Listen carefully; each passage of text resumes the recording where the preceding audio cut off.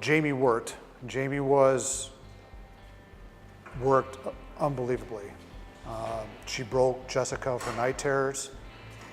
She helped Jessica learn her right, her left, her stay, her sits. By the verbal commands that we were giving Jamie, Jessica learned off the dog. Her therapist started using the dog in her therapies, and then she really took off. She excelled. With the dog in her room, the therapist was able to use the dog, kind of get the dog involved. Jessica learned at an accelerated rate. Verbally, her physical condition started to clear up. Whatever anxiety or anger or confusion that was in them, they touch the dog, and if you look, almost all of them do the same thing. It's 3 taps on the dog, and whatever's going on in their life stops. One of the things Jamie did do, and Tank does also, is they get Jessica out socializing with other people.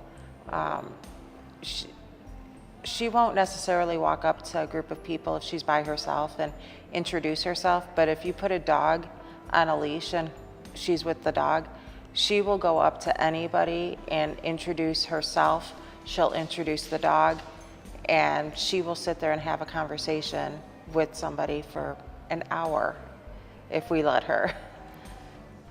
She ended up at an autism walk, broke a kid out of a meltdown, and when he came out of his meltdown, he fell on her and destroyed her knee, shattered her knee. She was not able to work anymore, which was devastating, but we still had her for Jess. So we knew we were going to have to get a replacement. Needless to say, that's where Tank came from. Tank is not as excelled as Jamie was, but he still has a lot of the characteristics.